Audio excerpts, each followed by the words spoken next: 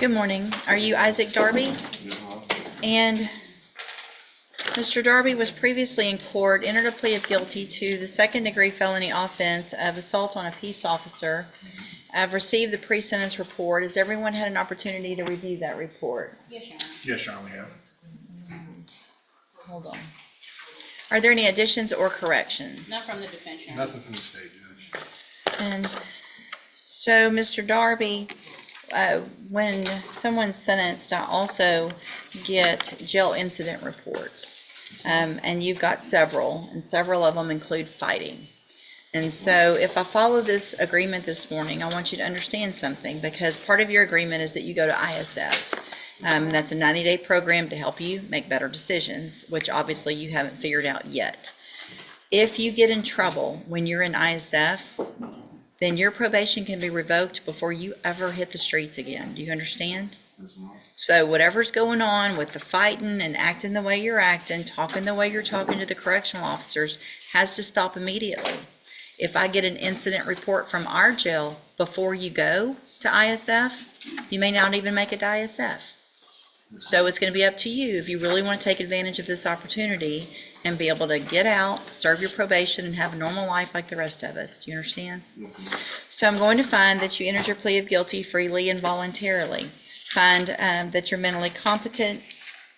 Thank you. Find sufficient evidence to find you guilty, and at this time find you guilty of the second-degree felony offense of assault on a peace officer.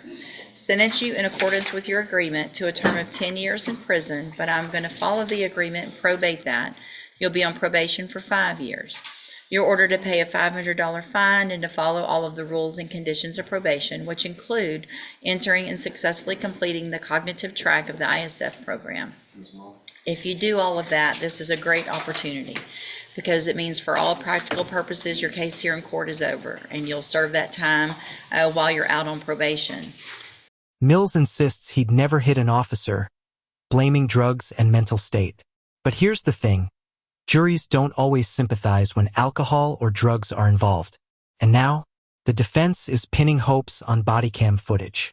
Will the video back him up or bury him? The other side of that, though, is if you violate any condition of probation, you can be brought back into court and you can be facing that 10-year sentence that you've already agreed to. Do you understand?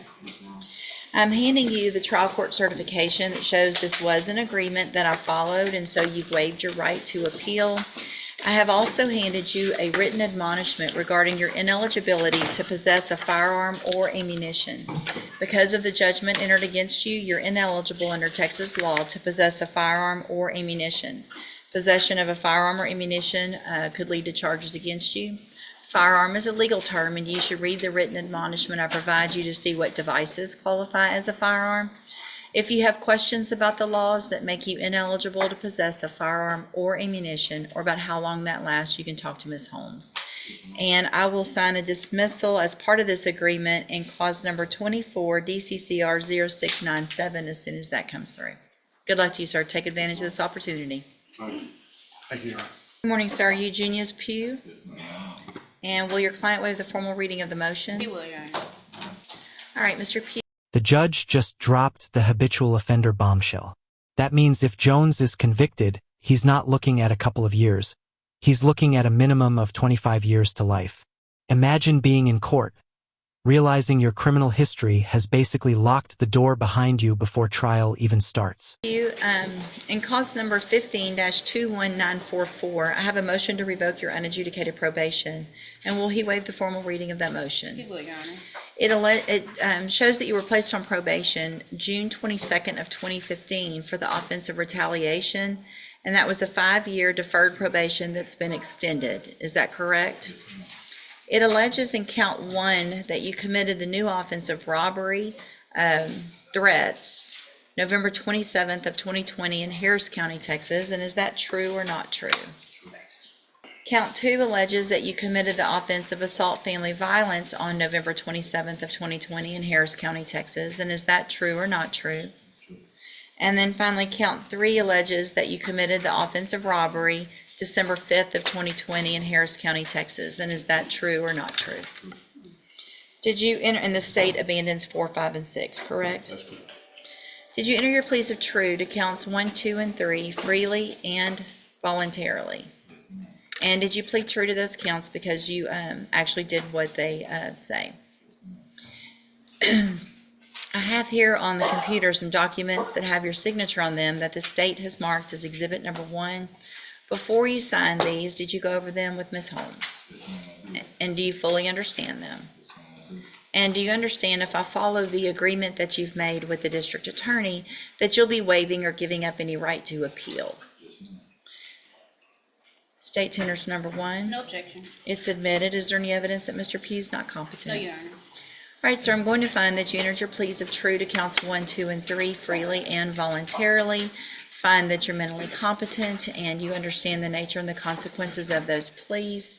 Find sufficient evidence at this time to find you guilty and find you guilty of the third-degree felony offense of retaliation. Sentence you in accordance with your agreement for a term of 3 years in the institutional division of the Texas Department of Corrections.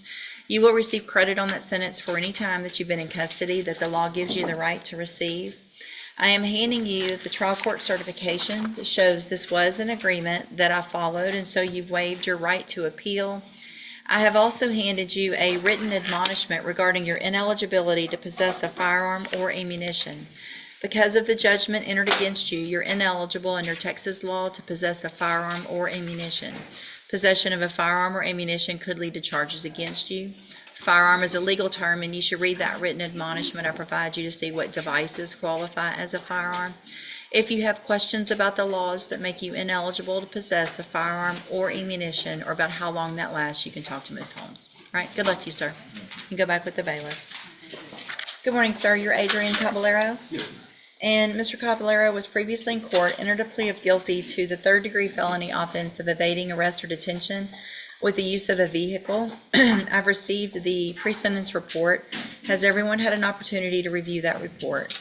Yes, Your Honor. Yes, Your Honor, I have. Are there any additions or corrections? No, Your Honor. None from the state judge. All right, sir, I'm going to find that you previously entered your plea of guilty freely and voluntarily. Find that sufficient evidence to find you guilty. However, I'm going to follow the agreement that you made with the district attorney, and in cause number 24 DCCR 2201, defer all proceedings and place you on probation for a period of 5 years. You're ordered to pay a $500 fine and to follow all of the rules and conditions of probation. If you do that, this is an excellent opportunity because you do not have a felony conviction on your record. And at the end of the probation period, if you're successful, the case will actually be dismissed and you'll never have the felony conviction. The other side to that is if you violate any condition of probation, you can be brought back into court, you could be found guilty, and you could be sent to prison for anywhere in the punishment range, which is up to 10 years in prison. Do you understand? And I'm handing you the trial court certification that shows this was an agreement that I followed, and so you've waived your right to appeal. You just need to have a seat here in the courtroom. Probation's going to call you up when she's ready to go over all of your paperwork. All right, good luck to you, sir. Good morning, you're Londi Vick. And Ms. Vick is charged with failure to comply with sex offender registration requirements and was found not competent to stand trial, sent to, and this is a state jail felony, and was sent to the appropriate facility for competency restoration and has been either in custody and or at that facility for quite some time. The offense date is January 30th of 2023. So at this point, she has not regained competency, and we are past the time frame on a state jail felony where we could continue to hold Ms. Vick. Correct, Judge, and if I may, just for the court's knowledge and to document the record, she was found incompetent by this court and sentenced to the Big Spring State Hospital in July of 23 and again in February of 24. And so, yes, she has expired the length of time we could have incarcerated her in the state jail, yet she has failed to regain competency. Deputy Berry has worked diligently the last several weeks trying to find a place for her, and I just wanted to document for the record based on the nature of the offense and the fact that the state is in a position to now have to dismiss the case, the efforts that Deputy Berry has made to try to secure her some kind of location to help her and maybe step forward from there. So if she may, Judge, Sure, just let yes, you know ma'am. what she's done as an officer of the court. Thank you, Mom. We have tried several different locations. However, due to the nature of the registration, we are unable to locate proper placement at this time. Also because of lack of income is going to be an issue as well. We do have plans to do reassessment today, evaluation to see if she would need immediate stabilization for inpatient upon release. from Okay. jail At this point, and then we can work from there to try to get her established. Okay. We also do have our mental health professional with Spinal Top looking into possible another state hospital placement. Okay. And Judge, obviously, I don't know if she will be able to comprehend this, but she would be required upon her release, regardless of where she goes, if they find a placement or not, to register. Right. And we will try to closely monitor that and advise the appropriate agencies that she needs to register, that she has been released due to these circumstances, so that at least the community can get advice if necessary. Okay, I appreciate everything both of you've done to try to get something figured out. Obviously, Miss Vic, if you don't register like you're supposed to when you're released, you're going to be right back in custody. Yes, ma'am. Do you understand that you're supposed to register as a sex offender? Yes, ma'am. And so when you're released from jail, you have to go to the police department and do that. If you don't, another case is going to be filed and you're going to be right back in here and we can go through this whole process for the next 2 years. Do you understand? Yes, ma'am. Okay. All right. Thank y'all. Appreciate everything you're trying to do still. And I'll sign that when it comes through. Good morning. Are you Nakia Latrell Jackson? Yes, ma'am. And Ms. Jackson, in cause number 19-32344, you were here before. You're on a 10-year deferred probation for burglary of a habitation. And there was a motion to revoke your Probation is a privilege, not a right. Cole is basically told, this is your last lifeline. Judges rarely extend probation after multiple violations, but this one is giving him a chance. The question is, will he grab it or blow it again? probation filed. You came to court, pled true to counts 1 through 9 in that motion. And I've received an updated pre-sentence report. Has everyone had an opportunity to review that report? We have, Your Honor. Yes, Your Honor, we have. Are there any additions or corrections to the report? Not from the defense. No, Your Honor. All right, Mr. Rojas, and there was no agreement, correct? That is correct, Judge. All right, Right. okay. Yeah, Judge, we went over the PSI at the jail, and I discussed her the possibility with Ms. Jackson about the possibility that the previous recommendation had she would have been, at one point, would have been safe P. She tells me that she doesn't feel that she needs safe P. She thinks that all the tools she needs, she got from ISF when she was at ISF. Her problem, she thinks, is that when she was released from ISF, she just was homeless, didn't have any place to go. And that one thing led to another. She didn't have a home, didn't have a phone, didn't have transportation. And that's one of the reasons, or the reason that she couldn't get into the drop program, which was one of the reasons we're here today. If you read her comments in the PSI, she's asking for another chance, and she truly wants another chance. She tells me that if she's given another chance, she does have a job for her on the outside. She's waiting. She has a job waiting for her at Waffle House. She has two possibilities of where she could be living. She could either go with her aunt who lives in Orange, I believe, who's a school teacher in Orange, or the manager, her manager at Waffle House would let her live with them in Port Arthur. And that's what she's asking me to do, Judge. I know that it's hard because of the comments on the PSI where she didn't report, didn't go to the drop program, she's kind of disappeared for a while. But she's asking me for another chance, and I think she has some comments to make whenever the court feels it's appropriate. What's the status of the theft case and the failure to ID? Those are pending misdemeanors, Your Honor. Okay, I'll probably dismiss them if they're not. okay. Mr. Nichols? Judge, I want to make the court aware of the full history on this case. Ms. Jackson was originally on probation before this court on a 2012 burglary. She then committed this offense, and we had a hearing. I think it was a 7-year cap originally, and she was continued on probation. Since that time, she's been ordered to and successfully completed ISF, but then continued to violate probation and was ordered. Would have been sent to safety last year, but then she absconded and stopped reporting.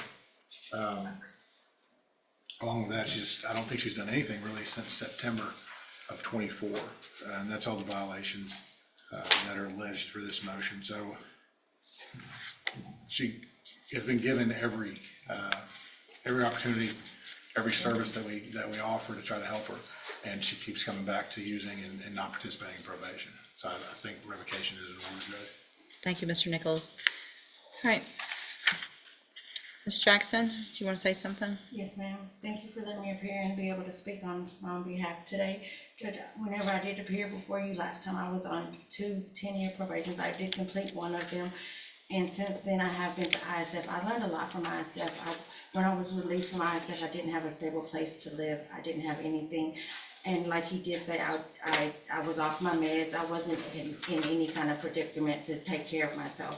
Since then, God has blessed me to be reconnected back with my family. I have a stable family support group now, and I can stay back on my meds. If you would give me another chance, I even said I tried the JCDI program or something, maybe out to become a productive member of society. If you allow me to just try, maybe I'll double my fees on probation, do all my classes, try to get off early. I would like to try to get off early, go back to school, be a productive role model for my grandbabies.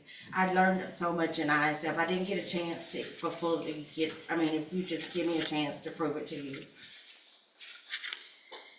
I feel like I've heard that before. I never took ISF. Hang on. I'm sorry. You've been on probation since 2012. Yes, ma'am. You didn't successfully complete a probation. We just let you get off of that one because you got on another one. Because while you were on a probation for a burglary of a habitation, you got another burglary of a habitation. And you were lucky at that point because you got another chance. And so here's the thing. You say you've learned from ISF. I really did. But, and maybe you did. But if you're going to stay on, the fact that I'm even considering this, so you don't think you need to go to SafeP? No, ma'am, if you just please, I have a job. You're not getting out today. You're going to prison or you're going to SafeP. It's that simple. You're not going to keep doing things that you're not, hang on. Okay, yes. You're ma'am. not going to keep messing up and then get rewarded for that bad behavior. Does that make sense? Yes, ma'am. So you've been given opportunities, both tracks of ISF. You were placed on a special caseload to help you with any issues you were having, and you didn't do what they were asking you to do. So it's either special needs SafeP. Special needs SafeP is gonna take care of hopefully some of the mental health issues as well, correct, ma'am? I don't know about safety. Well, so there's a SafeP program. There's 2 different ones. There's your regular SafeP that's primarily just obviously drug treatment. Then there's a special needs SafeP that also takes into consideration any mental health issues and help for somebody who might need some help with regard to that, which is clearly, it looks like what you would qualify for because you have refused to go get any of the mental health treatment that has been offered and handed to you while you're on probation. So what I'm going to do today, Ms. Jackson, and I'm probably going to look, hopefully I won't, but if I look back on this again, I'm telling you now, if you're back in here, I'm going to wonder why I did what I did today. And if I have to wonder why I did something, it's usually not good. You could go to prison today for up to 20 years. Up to 20 years today, I could send you to prison. And if you're back in here and you don't take advantage of what you're given today, then you're going to be looking at that entire range of punishment, and it's probably not going to be on the low end. Do you understand? I'm going to find that you entered your pleas of true to counts 1 through 9 freely and voluntarily. Find those counts true. Find sufficient evidence to find you guilty. However, I'm going to continue you on probation. I'm going to order that you enter and successfully complete the special needs SafeP track. You'll get hopefully more tools and all the tools that you need to get out and complete this probation. You will be on 0 tolerance.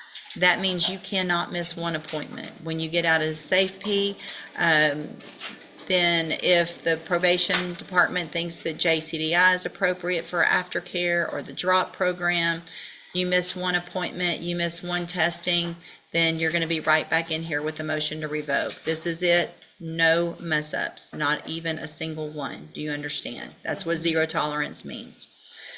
All right, I'm going to hand you the trial court certification. This was not an agreement. There's some rights to appeal. You can talk to Mr. Rojas about that. All right, good luck to you, ma'am. All right, you're Charles Young. Answer out loud. And Mr. Young, you can see on the screen. I'm going to try to make it bigger over there. I don't know what I'm doing. Give me a second. I need the motion so I can see both things at the same time. Thank you. Good morning, Mr. Wilkerson. Good morning, Your Honor. And so Mr. Young is, these are so hard to figure out. Charged with burglary of a habitation and cause number 25 DCCR 0102. The state has filed a motion to increase or modify bond conditions. The bond is currently set at $25,000. And Ms. Malfino, you may proceed. Thank you, Judge. I have not been able to speak with Mr. Wilkerson about this other than on email. I know he included the court on several, difficult to let case on email, and I don't want to do that. Why I filed the motion was because the complainant in this case, Ms. Harris, has reached out multiple times to the office and sent copies of text messages that either she or her mother or someone she's associated with purport have come from the defendant stating that he will press charges on her as soon as the case is dismissed, that he didn't do anything. Obviously, that's what a jury trial is for, and we're having to go in that direction if we need to. I just wanted to bring it to the court's attention so that he may be admonished, whether he's doing it or not, that he is to have no contact with the complainant, Michaela Harris, either in person, indirectly, through a third party, etc., as a condition of this bond, just because she has reached out and expressed her concern over that. Your Honor, if I may. Yeah. So I haven't seen any of these messages that Ms. Malfino is talking about. I have provided some of our evidence to her. But what I will say is I know that Mr. Young, when he first bonded out, was not aware of who the complaining witness was. Again, I haven't seen any of these messages. I do know that after he met with me for the first time, he has had no contact. If the court were to seek to increase the bond or revoke the bond, I would ask, Your Honor, that the state be required to present evidence of the allegations that are being made. Thank you, Mr. Wilkerson. And so because she's not here to testify today, I'm not inclined to revoke or raise the bond. But here's what I'm going to do, Mr. Young. Her name is... And that wasn't necessarily my position, Right. Judge, and it's hard for me to share that evidence with Mr. Wilkerson over the Zoom. Sure. No, you So- can't do that. We're not going to, and I'm not going to read them out loud because they're not nice. And if this stuff is coming from you, if it ever came from you, or if it came from someone that you know that was trying to be funny and made it look like it was from you, you're the one that's going to end up in jail waiting on your trial. Do you understand? So you are, as a condition of your bond, to have absolutely no contact with Michaela Harris. You know Michaela Harris, right? Okay. And so here's what that means. It doesn't just mean in person like we are right now. It means any contact, any communication through any way. That's sending DMs or Snapchats or text messages or emails, sending information or messages through other people. Anything at all, if it comes from you, is going to end up you right back in here with the motion to raise your bond I'll end up raising your bond if I find that you did those things and you're going to go to jail. Do you understand? So it's very important. Even if she contacts you, let's say she reaches out to you and says, it's okay, let's talk, or let's meet, let's do whatever. If you do it, you're going to jail, not her. She can't give you permission to violate this order that I'm giving you today. So it's only me. And so and as long as you understand that, you need to get with Mr. Wilkerson for the next court date. Y'all can go over everything. He'll get all that information from Ms. Malfino, and then we'll see if we can get an announcement at that next court date. All right, so again, anything at all, if Ms. Malfino gets a phone call that says, hey, this is happening again, I'm getting some messages, then we're going to be right back in here and it won't go like this, okay? All right, thank you, Mr. Wilkerson. Thank You're you, free to Your go. Honor. Thank you. Good morning, sir. Are you Oscar Thomas? Yes, ma'am.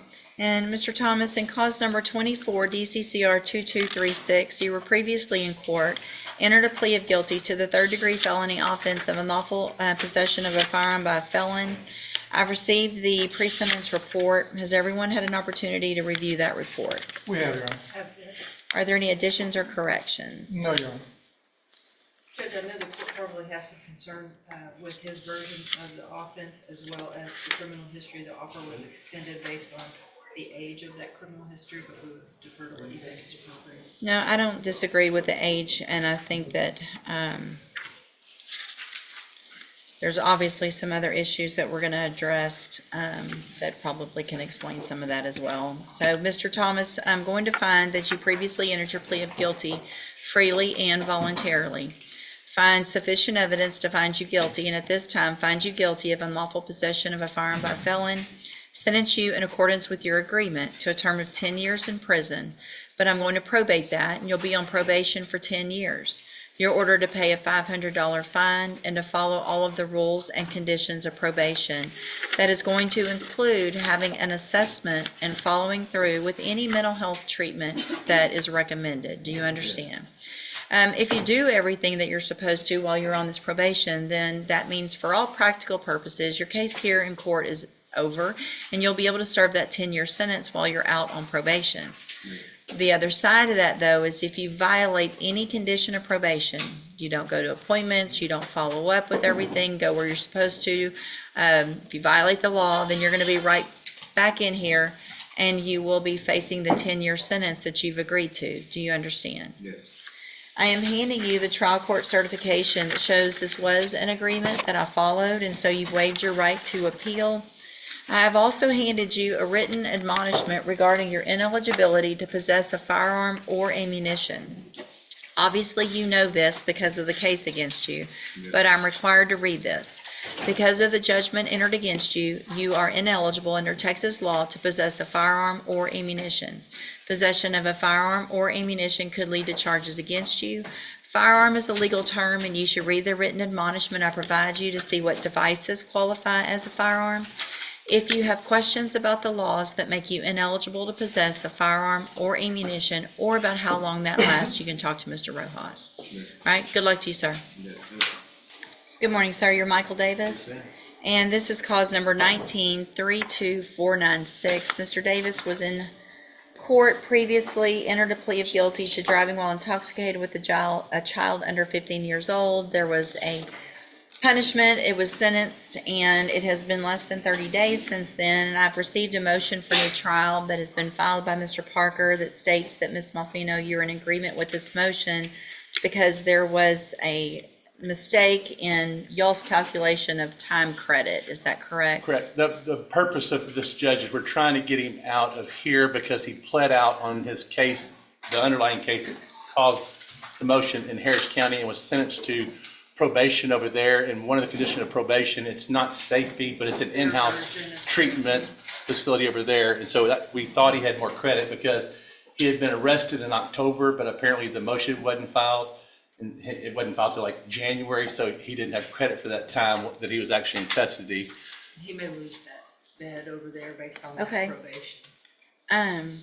So ours was a state jail felony, which you allowed us to offer a 1244 on. He just didn't have as much credit as it appeared he did based on the offense date. There was not an appropriate Right. rule or something. We've got an agreement, if the court allows this, we got an agreement for a little less time, basically. I'm fine with that. I guess I'm wondering, And I just kind of did that off the top of my head, a motion for new trial with the nunk of the judgment and then resentencing, if that would. well, work. we would have to do the whole, if the motion, which is fine, we'll just have to go through the motion to revoke again. Right, Get pleas on that. that's fine. Is there, what about just a motion to reconsider, can we just change? I think can I do a need to- motion, an oral motion to reconsider I sentencing. don't want anything orally done Okay. because it won't make sense in the file Yeah. that I just changed it. Yeah. Let's just do it this way. I'll grant it, We the just motion for new proceeded on- trial, and then you guys can get the paperwork done and we'll take that plea up in just a few It minutes. would be okay with the court for us to just proceed on count one, which was that new offense in Sure, Harris County. I'm fine with that. We don't need to, the less we have to go through and read, the better. We got it done, she's got it. Okay, back on the record in cause number 1932496, and sir, again, you're Michael Davis. And Mr. Parker, will your client waive the formal reading of the motion? You will, Your Honor. And it's my understanding we're gonna go on count one only, correct? Yes, sir. Mr. Davis, I have a motion to revoke your community supervision. Shows that you were placed on probation March 3rd of 2021 for the offense of driving while intoxicated with a child under 15. And that was a 2-year term in the state jail that was probated for 4 years. Is that correct? Yes, ma'am. It alleges in count one that you committed the offense of driving while intoxicated third or more February 5th of 2025 in Harris County, Texas. And is that true or not true? True. Did you enter your plea of true to count one freely and voluntarily? Yes, ma'am. And because you actually did what it says you did? I have here on the computer some documents that have your signature on them that the state's marked as exhibit number 1. Before you signed these, did you go over them with Mr. Parker? Yes, ma'am. Do you fully understand them? I think so, yes, ma'am. And, well, do you understand that if I follow the agreement that you've made with the district attorney, that you'll be waiving or giving up any right to appeal? Yes, ma'am. State tenders number 1. No objection. It's admitted. Is there any evidence that Mr. Davis is not competent? No, Your Honor. And so, Mr. Davis, I just want to make sure that you understand that if I follow the agreement, it's for a 120-day term in the county jail under Section 1244 of the Penal Code, which means you have the state jail felony conviction, but you will be able to serve any time in the county jail. You will be given credit on that for any time that either we had a hold on you or you were in our county jail. Is that your understanding? Yes, ma'am. All right, then I'm going to find that you entered your plea of true to count one freely and voluntarily. Find that count true, find sufficient evidence to revoke your probation, and at this time, revoke your probation. Reassess your punishment in accordance with your agreement to a term of 120 days in the Jefferson County Jail under Section 1244 of the Penal Code. You will receive credit on that sentence for any time that you've been in custody that the law gives you the right to receive. I'm handing you the trial court certification that shows this was an agreement that I followed, and so you have waived your right to appeal. I've also handed you that written admonishment regarding your ineligibility to possess a firearm or ammunition. We went over that a few weeks ago. I'm not going to read it again. You understand that you are not eligible to possess a firearm in Texas. All right, good luck to you, sir. You can go back with the bailiff. Thank you, Judge. All right, you're Calvin Randall. And so, Mr. Randall has 3 new cases. Cause number 24 DCCR 1278, charged with aggravated assault with a deadly weapon. Cause number 24 DCCR 1529, charged with unlawful carrying a weapon on alcohol premises. And cause number 24 DCCR 1530, charged with evading arrest or detention with the use of a vehicle. Then we have cause number 2136882. Mr. Randall is on probation currently for aggravated assault causing serious bodily injury. There is a motion to revoke probation in that case. There was a request previously for me to set a bond, which I did back in June of 2024. There was a bond set in that motion to revoke case, it looks like. That obviously hasn't been made. There are bonds in all of the others, a $15,000 bond, a $100,000 bond, and a $200,000 bond. And we have gone through, if I'm correct now, what y'all are saying, there were pleas on the motion to revoke, and that is set for a hearing July 2nd. Yeah, he pled true to some of the administrative counts. But we're set for an actual hearing with regard Approval of the to, new offenses, Judge. okay. And you're asking me to reduce the bond on those cases? Yeah, he's got a total of like $325,000 worth of bonds on, the biggest bond is the motion to revoke bond, which is a $200,000 bond. He's requesting that, I mean, he lives here locally, he's willing to wear any kind of GPS device, whatever, his main motivation is that he would like to spend some time with his family prior to coming back to court on July the 2nd, in the event the court does revoke his probation. Mr. Phillips Smith? State's obviously opposed, Judge. There are some jail incident reports from May 5th. There are also others that go back to February, and then some from June of last year as well. Well, the incidents on May the 5th they requested that his blood sugar was above 300, and they requested that he do insulin, and he said, no, I'd like to try to get it down myself. Well, they made that to be an incident. I'm not worried Well, about it was that. also disrespectful and encouraging our inmates to be disrespectful. We want to jail. Yeah, there's another incident from that same Two day. from the same day. Hold on just a second. I'm taking judicial notice of the court's file in each of the cases, just to get myself kind of caught up to speed again, reviewing the probable cause affidavit that has to do with those new cases. Okay. Two of the cases, the misdemeanors were refused by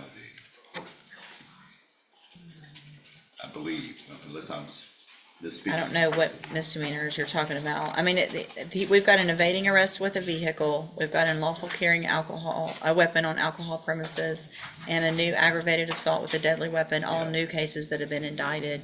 Yeah, It looks like there was probably, based on the probable cause, I'm guessing there was an evading on foot, potentially, just a regular evading, because that's what one of the allegations. For example, the weapon on the alcohol is not going to be, as a matter of law, it's not going to be viable because the premises that he was alleged to have been on does not serve alcohol. And the statute's been amended that for him to be guilty of that offense, it has to be a premise in which they serve alcohol, but those premises do not. And The S&S Grocery doesn't sell alcohol? The S&S Grocery on Concord doesn't sell alcohol? It sells alcohol, it does not, you cannot consume alcohol. And the statute's been amended to say you have to, it has to be a premise where they consume alcohol. Okay, I haven't read that, but that's fine. We still have the aggravated assault with a deadly weapon and the evading arrest with a Correct. vehicle, That is- regardless. Okay, and we're set July 2nd. That is correct. No, your motion's denied in all of the cases, I think, based on the nature of the underlying offense that Mr. Randall is on probation for, and the fact that the allegation is a similar allegation, another aggravated assault with a deadly weapon, the evading, all of those underlying facts. I'm going to deny the motion to reduce bond in all of those cases. And we'll see y'all back on July 2nd for that hearing. Yes, sir.